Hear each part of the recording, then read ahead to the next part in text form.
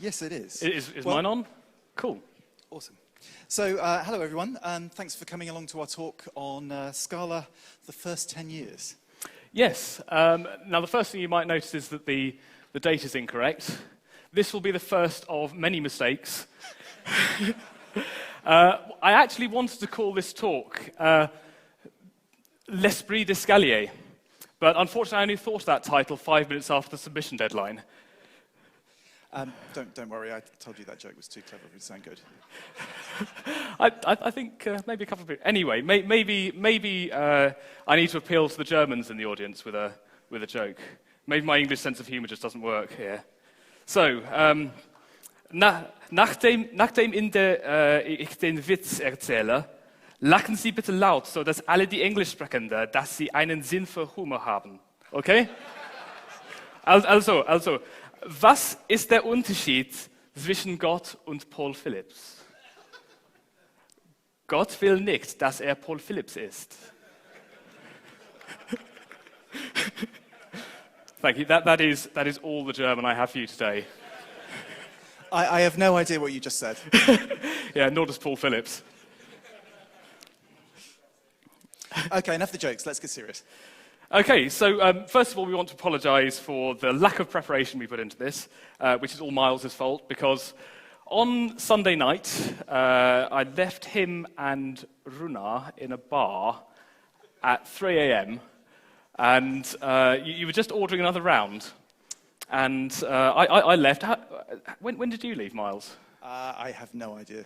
Right. Well, we were meant to meet the following morning and go through this, but we haven't. So, yeah. Well, we'll see how this turns out. Anyway, thankfully, you can be grateful, Miles, because I've written you a script which you can just read out. Okay? Yes, John. I'll read exactly what you've written. Wait for laugh. Yeah. You don't need to read that bit. Whoops. So anyway, this is Miles Sabin, who does not pronounce his name Sabin, it is Sabin. And according to his biography on the Scala Days website, he is best known in the Scala community for his massive contribution in developing Eclipse plugin. John, we agreed that you weren't going to talk about Eclipse. Okay, we won't talk about Eclipse. This is Miles Sabin, who is best known for the Shameless library. Shapeless! Okay. Maybe it ought to be called Shameless, because it shamelessly does everything at compile time, leaving very little to do at runtime. So, now introduce me. Okay, so this is Jon Pretty, who's best known for inventing the cake pattern. Otherwise known as hold, inventing? Yeah. Inventing? I named it. I did not invent that thing. Right, okay, so, well, like John said, he invented the cake pattern, and nowadays he's better known for Rapture. Yes, Rapture IO, Rapture JSON, version 0.10 is coming out soon, and they will be available in Maven Central, despite the best efforts of the world to conspire against me to stop them getting there. They will be there. So anyway, here we are. It's been 10 years since Scala was first released to the world at large, and we've been using it since shortly after the beginning. So I thought I'd take a look back to my first post on the Scala mailing list. If I can find it. Double click. Yeah. There it is. Here we go. From 4th of April, 2004. Wow. 10 years, 10 weeks, 2 days, 12 hours. No, it can't be right. Anyway. Well, it's kind of, anyone got any ideas what this is about? Interestingly enough, there's an awful lot of path-dependent types in there. And hang on, what's going on here? So the motivation for my question is that in the context of the techniques described in the paper, independently extensible solutions to the expression problem, I'd like to be able to define functions over instances of types, blah, blah, and their member types without having to define them as members. Oh, this is about the cake pattern, John. What? Even 10 years ago, I was complaining about the cake pattern. Nothing to do with me. But even back then, you were you were still banging on about dependent method types. It does seem like I'm a bit of a broken record. Or on the other hand, maybe Scala's just caught up with me. Well, yes. So, what was your first experience with the Scala compiler then? So I remember this quite clearly. I just graduated from university on the 24th of June, and I was young back then. I went straight off to Glastonbury Music Festival. Don't remember what happened there. Oh, to be young. Do you remember being young? Dim recollections. Right, okay. I went straight off to Glastonbury. I presume I had a really good time. Don't really remember. And I came back to my university to do what was called an entrepreneurship course, which was this weird MBA in 1 week, and probably more comprehensive. And I had this idea, this really crazy idea that I was going to write my own programming language, and then just make money from it. That's crazy, right? Right, Martin? Anyway, I had this idea, and one of the things they taught me was that I should do some research. I should research what's there in the market already and see what my competition would be. So I did a search on Google and found Scala. When would that have been? So that would have been around the 30th of June, I think. Right, so you were planning to write your own language back then, and you found Scala and you never looked back? Yeah, pretty much. But correct me if I'm wrong, but didn't you just say that you discovered it on the 30th of June? What's today's date? It's the 18th today. Oh. So you've really only got 9 years of experience with Scala. You told me. By the time most people watch this video, you told me you had 10 years experience in Scala. I mean, let's just call me pedantic, but you really shouldn't be here, should you? Well, let's just assume I will gain no more experience in the next 12 days. Oh right. Anyway, different question. Why did you start using Scala? Well, I looked at this language, and we wanted something that was both expressive and had the ability to express closely different domains that we might be working in, but also robust and have static typing. And at the time, there was basically nothing there that had it. And Scala nicely fitted into this gap. It's a really great combination of the two. Plus, you could embed XML in it. So are you seriously telling us that out of all of Scala's fantastic features, that it was XML literals? XML, I think, sealed the deal, yeah. Websites were big then. Okay, so that was you and Jamie Webb at your company, Syngenta? It's Signica, Miles. Signica. Sierra Yankee Golf November Echo Charlie Alpha. A number of times I've said that. And it doesn't exist anymore because the company failed. Basically, nobody could pronounce it, and nobody could spell it. What's your company called, Miles? Chusai. Bless you. No. No. Chusai, it's the company name. Oh, right, sorry. So anyway, Jon and I spent a lot of time playing around with Scala 1.3 back in 2004. Let's remind you what the world was like back then. Remember him? Oh, my word. That's a long time ago, isn't it? Thank you. So anyway, back in 2004, we had no smartphones, no tablets, which would mean that talks like this would be completely impossible. And nobody used Facebook or Git. Can you remember CVS? It was CVS in those. It was possibly Subversion was... No, maybe. Subversion was a shiny new kid on the block. It was amazing.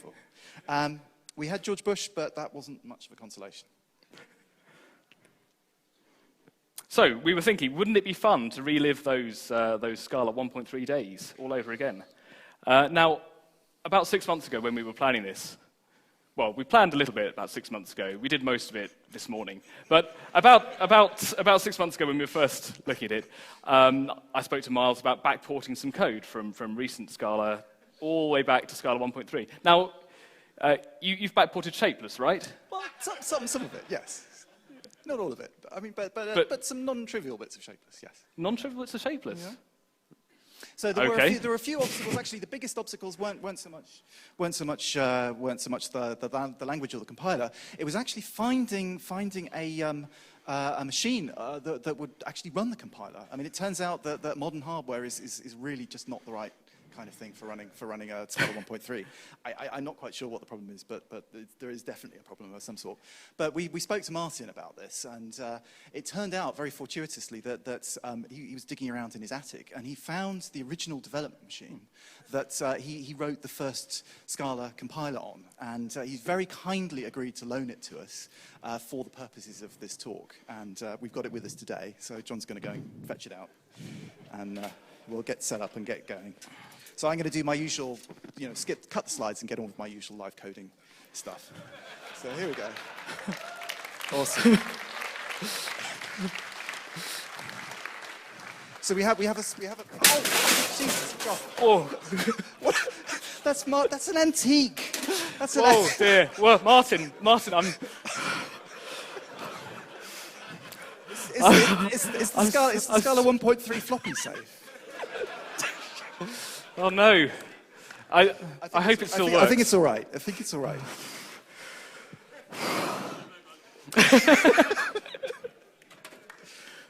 So let's get this thing set up. We don't need those bits. Oh, it's got wheels. Cool. That's cool. Awesome. There we are. Get it around a bit more. So Okay. Yeah, brilliant. So, Well, we'll just plug it in. Yeah. And check it. What's that?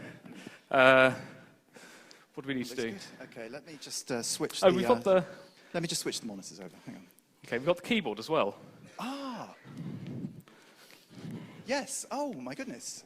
Ah, it's you can tell it's Martin's keyboard. So you can tell it's a Swiss one. The double quote and the plus are next to each other. Oh, and it's got 3 underscore keys. Awesome.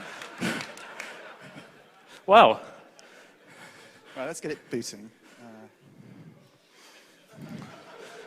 Can you all see that? Is it visible? I can't see a thing. Can we have the lights down a bit, maybe? Can anyone see that? Okay. Right. Okay. So, like I said, I backported some bits of shapeless. Well, really, I just took the guts of an H list. So, let's see what we got here. Where are we?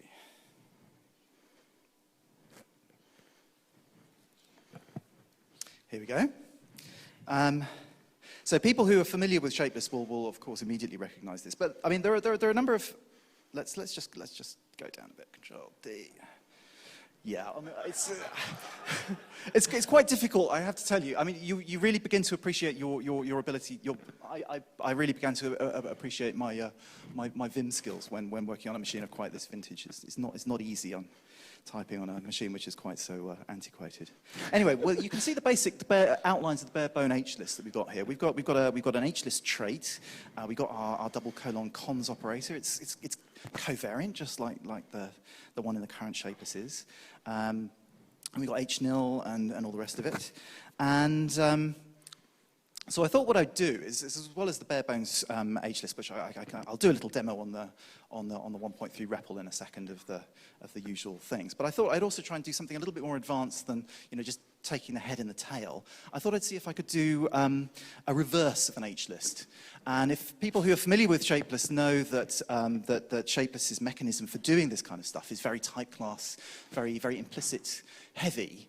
And I don't know who actually remembers shapeless before Scala 2. Who remembers Scala before Scala 2? Any show of hands for people who remember 1.3 and 1.4? Hardly Not anybody. Many. Hardly anyone. So Scala before Scala 2 didn't have implicits as such. It had something else called views. And so what I've had to do is I've had to try and reconstruct the implicit a resolution-based sort of type-level computation of reverse of an H-list using views instead. It's a little bit fiddly. It doesn't really work out perfectly well. It's mostly down to, in actual fact, I mean, the types are expressible. It's just that the type inference doesn't work very well. But I think it's pretty awesome. Can you cut to the chase, Miles? Sorry? Can you cut to the chase? Oh, okay. We've only got an hour. We've only got an hour. What, and at least 15 minutes of that is moving around time. Right, okay. Fair enough. Okay, so I guess we better prove that we can actually compile this. Let's go. So, can you see that down the bottom? Probably not. Yes? No? Okay, let's move it to the top.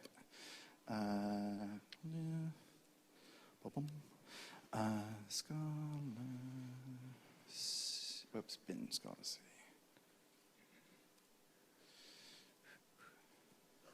It's quite tricky typing on a Swiss keyboard.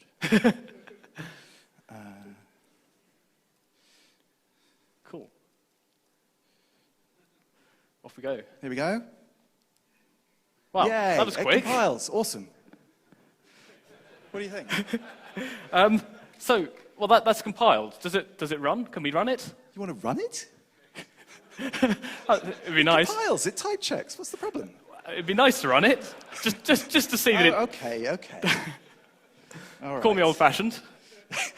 Well, you are. You need to keep up at the back. Where are we? Shapeless. Demo. There we go. Wow. Shapeless. Round of applause, I think. Yay. Scala 1.3 does shapeless. Cool. Can we? So that's that's 3 elements in there. Could we perhaps try 4? 4. One more? This is a bit, Well, as many more as you like. I don't know. Let's see what we can do. Okay. I think that's a bit easy. Yeah. So let's do that.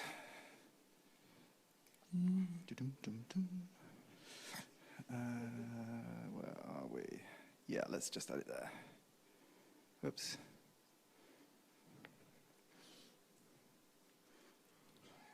Whoa. Okay. That's just this terminal being weird.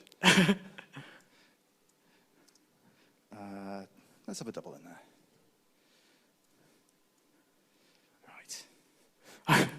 Okay. I trust that's correct. Yeah, I think so. Yeah, well, I think it's right. Close enough. Yeah. The compiler will catch it if it's not. Probably. Obviously.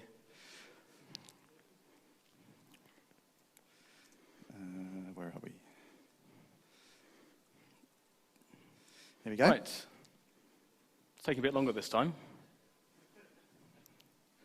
What's it doing? What's happening? I don't know. Stop. Oh dear. That's not supposed to happen. I don't remember this.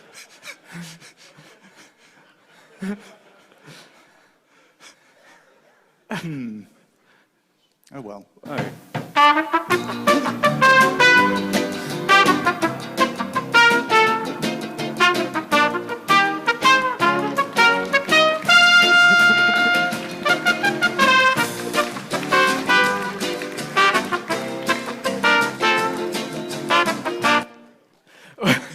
Well, all I can say is deja vu. It's like the first 3 years of my career, like every day of it.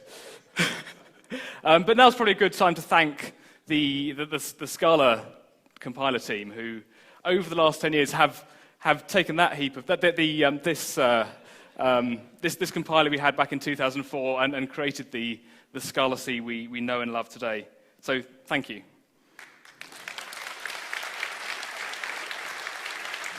So what do you think caused that, Miles? Well, it's hard to say. I'd hazard a guess that it's something to do with some feature of type inference that didn't arrive in Scala until a little bit later. Maybe what we could do is actually go back and have a look in the Scala specification and see what it says about type inference. We need to just quickly let's sort this out. Switch back to my machine. So,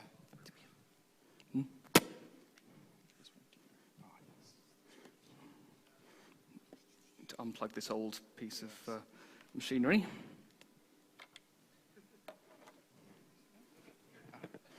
that one. Here, you take that. Right, okay, so switch back to, here we go. Scala language specification, version 1. Actually, 16th of September 2004. So, where are we? That looks promising. Local type inference, chapter 10, I think. Okay. Oh. Where's chapter 10 now? I guess that must have been completed a bit later. Oh yeah, must have been. Hey-ho. Oh well.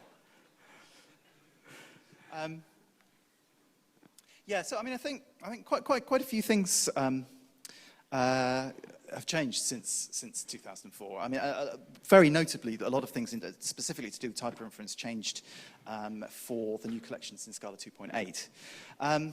Do you remember the meeting in London in 2008? Yes, at David McIver's office. Yes. There was Who was there? you, me, Martin, and David. That was it. Right. I think it was just the four of us. It was David's. Who here remembers David McIver? Anyone around? Oh, good. That's great, actually. It's more than. Glad to see a few we were people still expecting. remember him. Because he's been away for a while. Anyway, he can't be here. We had actually hoped to have him sort of appear via a video link up, but he couldn't. He works for Google now, which means that he's kept in incommunicado almost permanently, so he couldn't do that. But he did. He did manage to sneak out an email to me just this morning. I haven't had a chance to go through it yet, so I'll just read it out now. Anyway, so this is what he said. So this is his memory of that meeting. In the lead-up, I'd had a sketch version of a design for a new collection API, which was built around traversables and implicit builders. The essential idea was that flat map filter would always return lazy versions, and it was up to the user to convert them into an explicit collection type at the end. So it would look something like my collection map dot filter dot et cetera, and then finally as list of int. Oh yes, I remember that. Do you remember that? Yeah. I can vaguely remember that proposal. I think it went on Scala. It did the rounds on Scala user at some point. Anyway, this approach was not universally popular, by which I mean a lot of people, including both of you, I think, and referring to John and me. I'm sure I didn't understand it. Well, never mind, didn't understand it, but we didn't like having to have the explicit types at the end. Anyway, in the meeting, we were discussing what was the design requirements and what was good and bad about various proposals. Martin said something along the lines of that he liked the traversable builders split in my design, but really wanted to retain the property that mapping a collection returned a collection of the same type. I said, quote, yeah, but you can't really have both. They don't work well together. Well, I suppose you could do it this way, but that would be a really bad idea. And proceeded to sketch out something that looked a little bit like can build from, but probably couldn't have been made to work. At this point, Martin got a delighted look on his face and started sketching on the whiteboard. Shortly after that, we got kicked out of where we were having the meeting. A week or so later, after many changes by Martin to the type inference engine to make it work, the first version of the collection's API with can build from landed in trunk. At this point, I realized my elaborate troll on the Scala community was complete. And I returned to my natural home in the dynamic utopia of the Ruby community. Oh. Moving swiftly on. That was, right, I see. What's next? Is that Daniel? I don't know. Hold on, something's going on. I think something's going on. Something's meant to be going on. Right now, something should be happening. Can we hear this? Daniel, hello? I didn't expect you to call. Hello? It's Daniel Spiewak. Hey. Can you hear me? Hey, John. So I've been thinking about what you said, and I totally agree. Josh just doesn't belong on the Scala wags. What? I mean, Sure, he works at TypeSafe, but how much Pennsylvania can Daniel? you take in one sitting?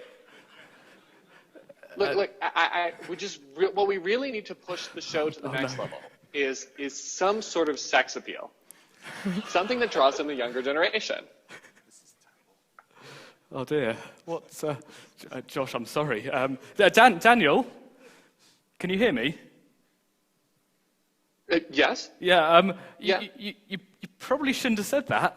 I'm actually on stage at the moment with Miles at Scala Days. Daniel? Hi, Mom. Hang on, I think we've got some video. We've got a video coming through. Yeah, we've got live video coming through. That's not it. No. Oh, there you are. Oh, we can see you. Yeah, keep going. Well, it's 4 o'clock in the morning, so he's a bit quieter than normal. Thanks for calling in, Daniel. I kind of couldn't sleep.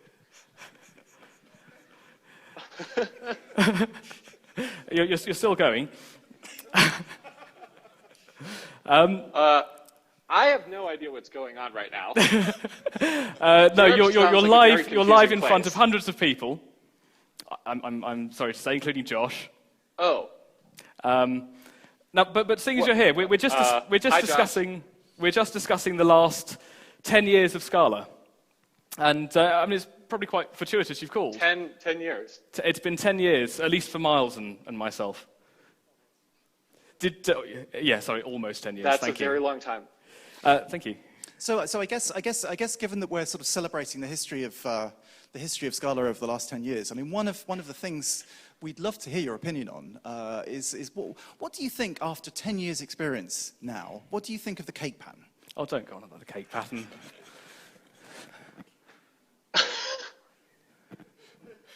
Well, the cake pattern is really, really cool in some ways and really not so cool in other ways, because it's just like it enables some really powerful modularity patterns, and you can group your functions together in ways that are really, really exciting and make things a lot more testable.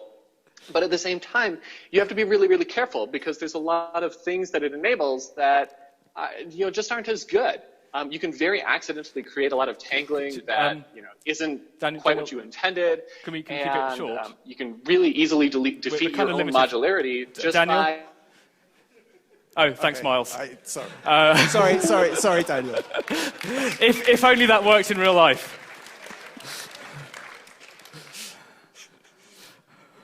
Right, so that was. So anyway, that was the inimitable Daniel Spivak, who completely accidentally joined us here. It wasn't arranged in advance at all. Right, I need to find out what I'm doing now. Do you know what I'm doing, Miles? Because I don't. I think we have got to. I've lost my notes. I'll use yours. That's going to confuse things. Oh, that's great. Plug that in.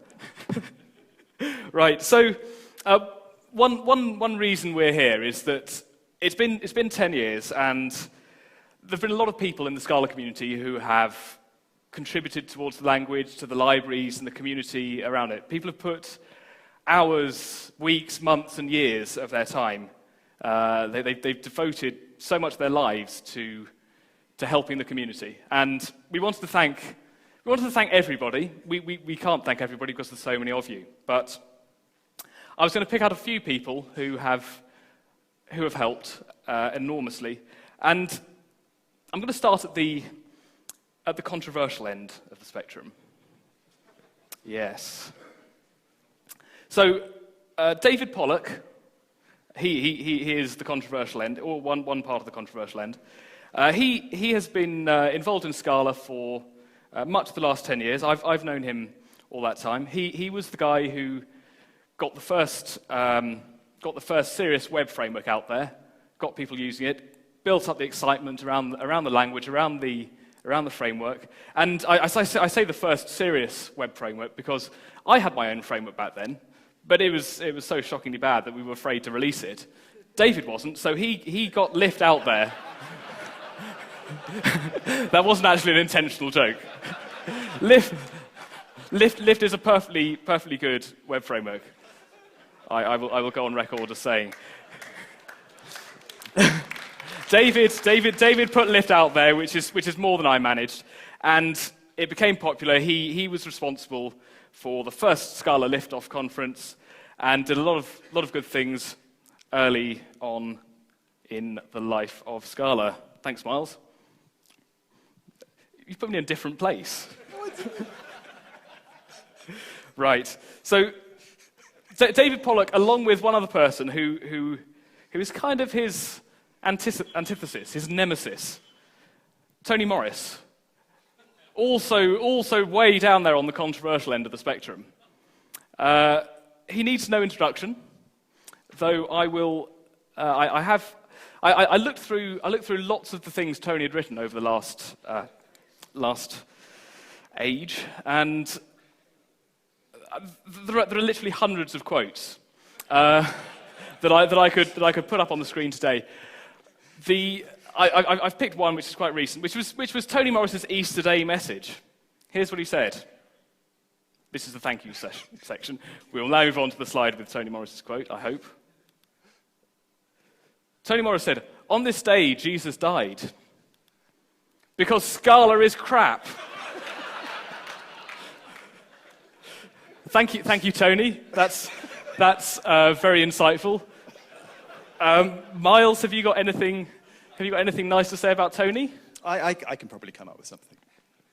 So I've never actually met Tony in person. I've only ever interacted with his online persona. I've sometimes found it to be slightly hard work, as have others. But there is a payoff to making the effort.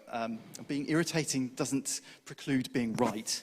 And it's often a good indicator that somebody's onto something, at least if they're clearly good-willed, honest, and helpful. And Tony has undeniably been all of those things all of the years. Perhaps a teensy bit too much on too much of the brutality attached to the honesty part of that equation, but nevertheless.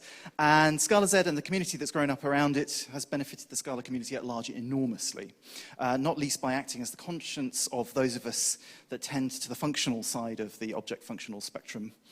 I guess that should have been modular these days. But then again, then it wouldn't be a spectrum, so that analogy wouldn't work. Anyway, never mind. But in any case, thank you, Tony. We'd all be poorer but for your contributions. Yep. Thanks, Tony and David.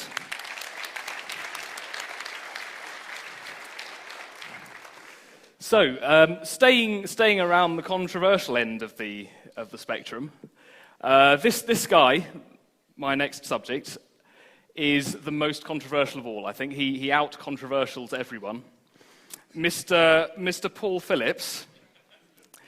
He's said a lot recently. I'm going to take a couple of quotes from this man. The wit, wisdom, and withering rants of Paul Phillips. So, I've picked a couple of quotes. What I'm going to do is I'm going to present you with the situation Paul had. I'll describe the situation, and then I'll describe what Paul could have said in that situation. And then I'll say what Paul actually did say. So here's the situation. Someone asks why filter not exists when we already have filter.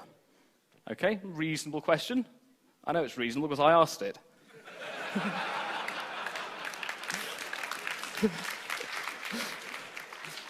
What Paul could have said is, we just wanted to make the intention clearer in the code.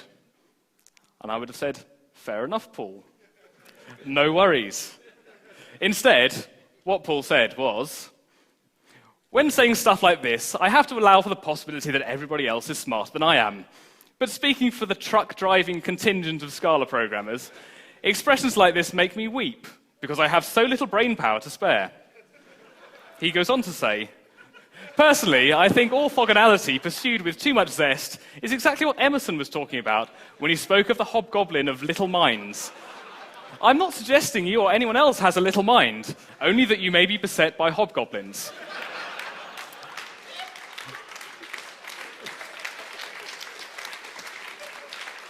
I spent several hours trying to work out what he meant by that. I think I just didn't reply. So, yeah, the response worked. Here's another one, hopefully. So someone sends in a large chunk of code to the mailing list, big, like 50 lines or so, and says, why doesn't this work? Without really explaining what it's meant to do. So what Paul could have said is, can you explain what it's meant to do? And then they would have replied and said what it was meant to do. Instead, Paul went with, we would have to define screwed up, which is hard because this code is not useful. If your goal is to obtain persistence, you should be aware that this is somewhat like asking someone for a date, with mustard all over your face and mice running out of your pants.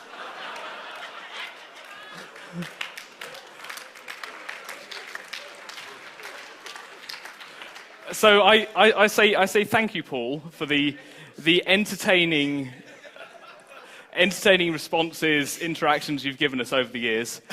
Now, when I was in Boulder, Colorado for a conference earlier this year, I think I said something which must have offended Paul a little. I'm expecting, I don't know what I'm going to expect after this, but I don't know what to say, but in his keynote the following day, he did this. He put this up. This is me in a very blurry. I was actually quite disappointed by how blurry the photo was. Had he asked, I'd have sent him a higher resolution version. Anyway, Jon Pretty admits it took him 10 years to amass 10 years of Scala experience. This is true. Well, give or take 12 days. The picture suggests he's enjoying the 40 weeks vacation stamp in Western Europe. So every European here, Paul has subtly insulted you there. And he says, I dub thee Jon Pretty Slow. Now, I've been coming to these conferences for a while, and I always wear a nice flowery shirt. But I thought I'd break my microphone. I break a habit of a lifetime because I am Jon Pretty Slow. Way! With the dangling mic. Why can't you hear me? Okay. Let's remove this. I'm a bit slow. Oh, there it is. Right. Right. What happens next? I put the, yes. I think. Yep.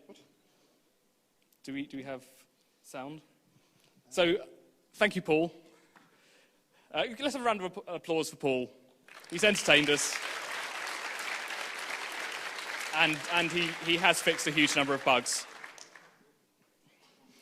So, now I'm going to thank a lot of the people who are... oops, I missed it. We've got all kinds of stuff going on here. Don't worry about us. Yeah. So I'm now going to thank a lot of the people who have who are here today, who have themselves each made a huge individual contribution to the Scala community. I'm going to do this without notes. Right. So are you ready, Miles? So the first person I'd like to invite up is and I'm going to invite you up and let you have a seat. The first person is the number one person you would like to be fixing your bug, to creating a tiny test case. And yes, it's Jason Zaug, the man with the golden monads. Come up, Jason. How are you doing? Let's have a seat. It's a chat show now. So, I want to ask you a question. I tweeted recently, a couple of months ago, that wouldn't it be a cool idea if instead of writing implicitly and then some type in square brackets, you could just get rid of the implicitly and just have the square brackets? So quite a radical language change. I don't know if it would have worked, but within 20 minutes of me tweeting that, you had implemented it. You had it working apart from some issues with semicolon inference. Can you answer me? And this is like for my own professional development. How are you so quick? No, it's one I prepared earlier, John. All right. Excellent. Great. Thanks, Jason. That was a brief and indeed very quick answer. So I need to work out who's next. I think we turn it down a bit, Miles, and up a little bit, somewhere in the middle. So my next guest is someone who encourages me to go to conferences. He's a reason I like to go. Always a pleasure to see him. He's Mr. SBT, Josh Surrett. Are you here? Come on up.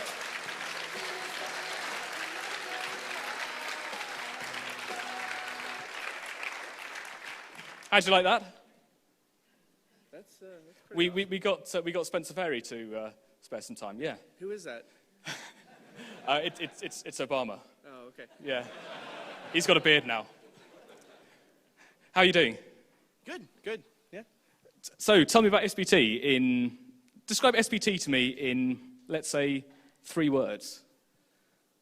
Transforming state with monads. Cool. That is SBT for all future reference. Right.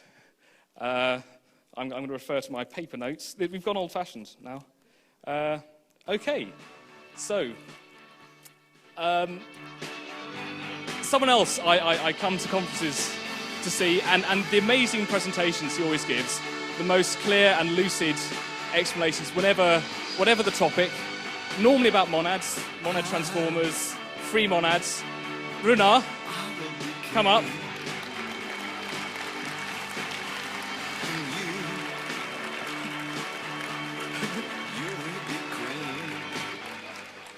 How are you doing? Pretty well. I think that's a good likeness right there. Well, thanks for posing for it. have a seat. Do you want me to ask you any particular question? What would you like me to ask you if I were to ask you a question? I don't know. Why don't you just give me sort of a free structure that I can plug in a question whenever I need it? So, what do you think about that? I think that's... Yeah, great. Thank you, Runar. I should have really learned who's coming up in which order. Right. My next guest is the first person other than Martin who I met when I went to EPFL back in 2008. Do we recognise this sound? Do you have any idea who this might be? This is one of the friendliest faces whenever I'm at a conference. The man who is responsible for all actors in Scala.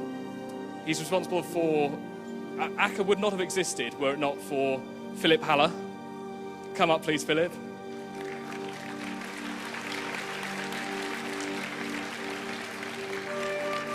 Good to see you.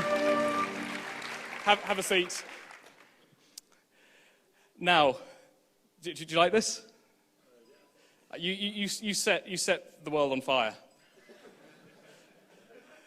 It's good acting. You are a first-class actor, as it says there. So thank you, Philip. By the way, I haven't prepared questions, so if any of you think of questions you'd like me to ask you, just do. Good answer. Good answer.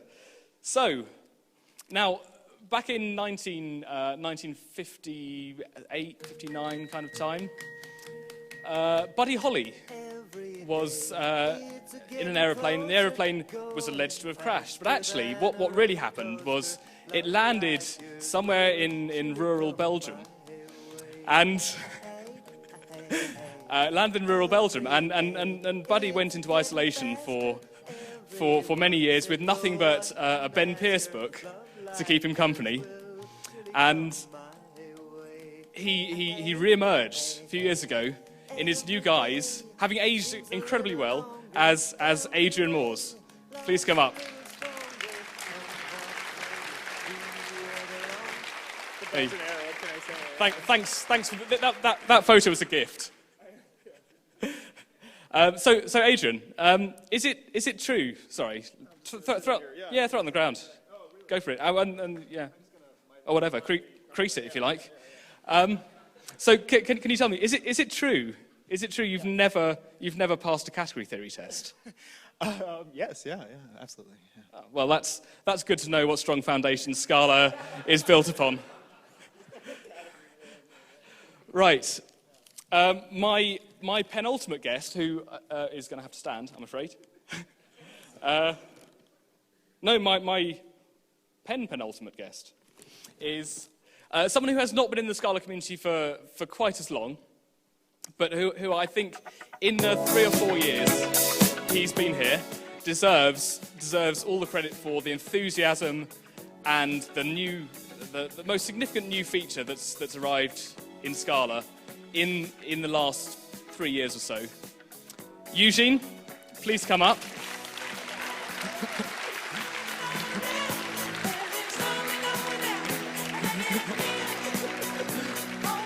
How the seats?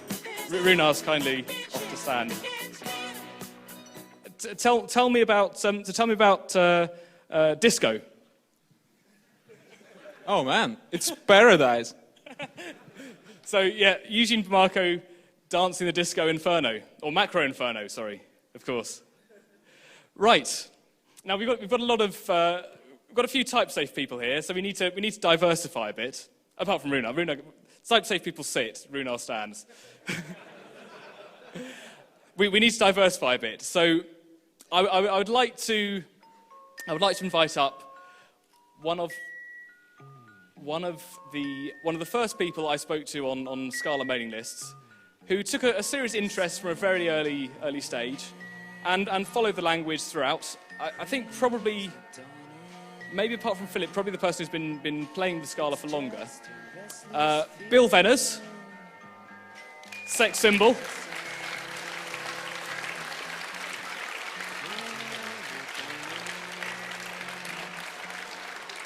Hi, Bill. Howdy. Howdy. Great. You don't, well.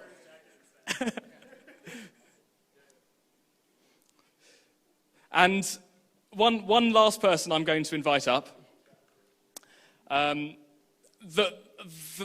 legends of the Scala community would not be complete without this guy. Entertaining throughout. They're about I don't know, 0% of his emails are entirely serious. He is a legend.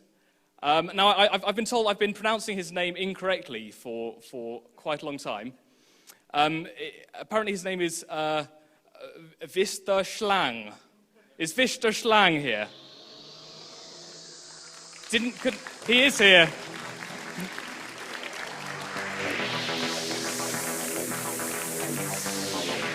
Do you like this?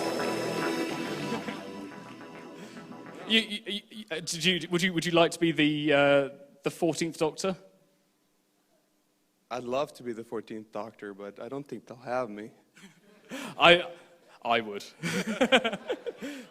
So, I've selected a few people here to come up and share in some of the glory. Should we actually celebrate a little bit, Miles? Yeah, sure. We have a means of celebrating, which Simon Oxenreiter very kindly went off to fetch. Now, this is the finest Hungarian champagne. We handed. This is a true story. We handed Simon €100 and said, "Get us a good bottle of champagne." And Simon came back and said. So I thought they. It is a screw top, apparently.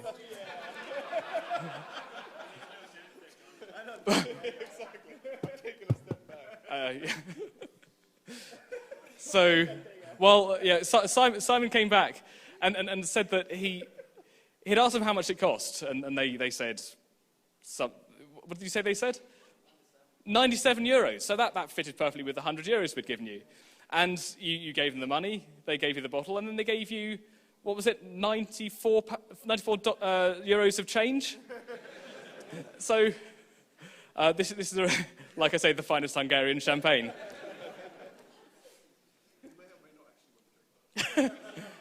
Apparently it's very nice. Simon said it's the best. So, I've invited you all up here. Thank you so much for your massive contributions to the Scala community. Thank you also to everybody who's not here. I'm not going to mention any other names, but I think you know who you are. You've all put a huge amount into this. But looking back at it, Eugene's got four years experience with Scala. Maybe 3, okay. Bill, you've been doing it 7 years. Philip, you 8. So I think Philip was, but it's actually only myself and Miles who have done 10 whole years of Scala. Well, in 10 years, only yeah. Oh, we have a heckler. Come up, Martin.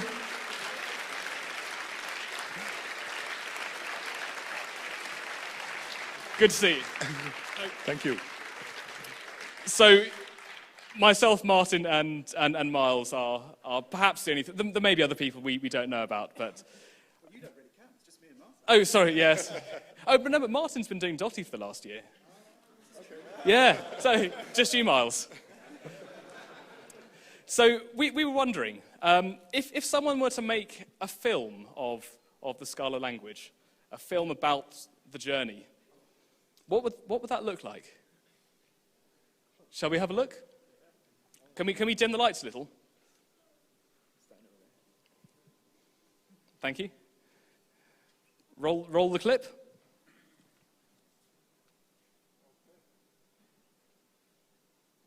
With sound. Pause.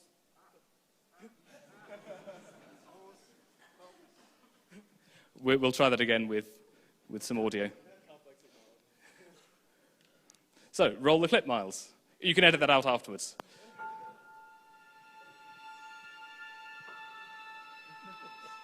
In a world dominated by second-rate dynamic languages and first-rate XML, a world where thought leaders in enterprise said it couldn't get better than J2EE, in a world where the only people who understand monads live in ivory towers in the sky, and where 1,000 lines of Spring configuration is one hell of a productive week's work. One man sought to change the face of programming for all time. One man sought to mix clean, elegant, and pure functional code with the dirtiest, most mutable, imperative, and object-oriented echo, and in the process, piss off industry and academia. One man sought to create a language so expressive, so featureful, so convoluted that only the smartest developers in the world could appreciate its true worth. That man was Martin Odersky, and his language was Scala. Scala Movie 211, in cinemas everywhere, now.